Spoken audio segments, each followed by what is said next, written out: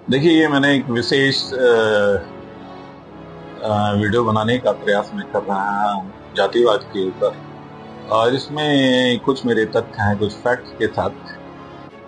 कि अभी 3 दिन के अंदर हमने 3 घटनाएं पढ़ी। एक में पुत्र ने पिता की हत्या कर दी है, एक में शराब के लिए पैसा न मिलने पर माता की हत्या की है, और एक में बड़े भाई ने छोटे भाई की हत्या की।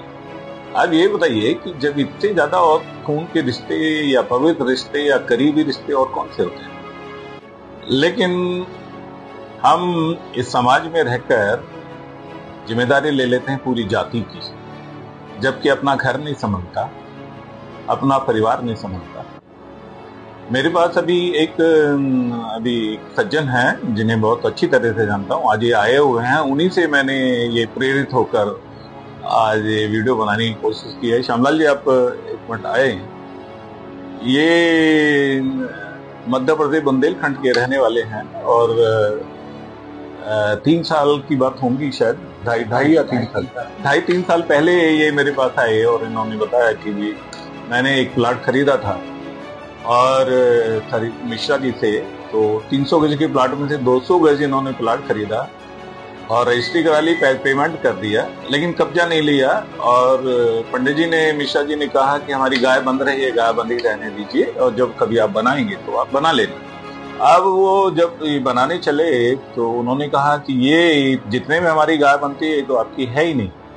और मजे की बात देखिए कि उनका लोकल जो थाना अध्यक्ष था वो इन्हीं की जाति का था। ये आहिरवार हैं, ये सोकाल जिन्हें हम दलित कहते हैं, अस्सी कहते हैं। और देखिए, मेरा इनसे ना जातीय रिश्ता, ना प्रांतीय रिश्ता है, ना मेरा भाषीय रिश्ता है कि बुंदेलखंड की भाषा भी आपको पता है कि, और मैं यहाँ दिल्ली का हूँ तो दिल्ली की भाषा में। लेकिन और जो जिला प्रशासन के लोग थे, एक मुस्लिम थे, और जो डीएम थे वो भी इन्हीं की जाति के थे। ये सब जगह होया, इनका काम नहीं हुआ। और यहाँ से मैंने जैसे भी जो मेरे से बना, प्रभाव से या दबाव से या सेंसिटाइज करके, और इनको रिलीफ दिलवाया, और पंडित जी के पास पुलिस की दबिश कराई, और तब इनका एक कब्जा मिला। ऐसे ही इनके साड़ू हैं जो मंजूलाल हैं, हरिजन एक्ट में 20 साल पहले उनको 14 बीघे जमीन मिली थी, और 14 साल से वो 20 साल से कर रहे थे, और गांव के ठाकुरों ने ट्रैक्टर से उस पूरी जमीन को अपने कब्जे में कर लिया और कह दिया कि केन नदी के किनारे है तुम्हारी। तो वहां भी मुझे ही बीच में आना पड़ा, और वहां भी यही सिलसिला निकला कि जो जाति के अफसर थे वो काम नहीं आए, लेकिन मैं सो कॉल्ड ब्राह्मण, सो कॉल्ड ही कहूंगा क्योंकि मैं जाति में विश्वास नहीं करता, और मैंने इनको रिलीफ इम्पार्ट कराया, और 3 लड़के उनके पकड़े गए, ठाकुर साहब के 2 फरार हुए।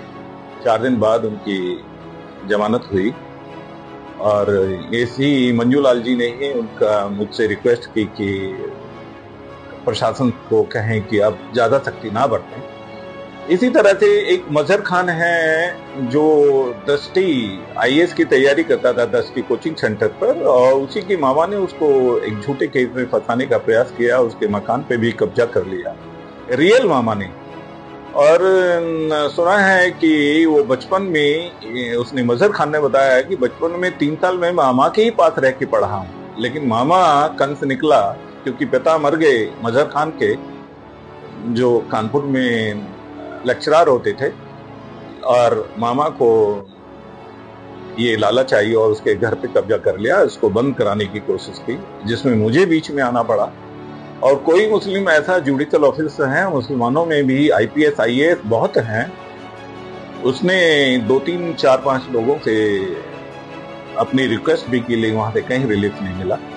मुझे उसमें रिलीफ दिलवाना पड़ा, घर का भी कब्जा उसका छुड़वा दिया है, और मामा के पिछले जो केस थे वो भी खुलवाए गए, क्योंकि मामा ने मर्डर भी किया हुआ था और मामा स्नेचर भी था।